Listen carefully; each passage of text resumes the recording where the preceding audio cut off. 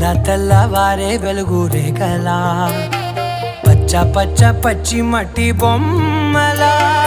అల్లి బిల్లి వెన్న పాల నురగలా అచ్చ తెలుగు ఇంటి పూల కొమ్మలా దేవదేవుడే పంపగా ఇలా దేవతే మా ఇంట అడుగే పెట్టెనంట బ్రహ్మ కళ్ళలో కాంతులే మా అమ్మలా మా కోసం మళ్ళీ లాలి పాడేనంట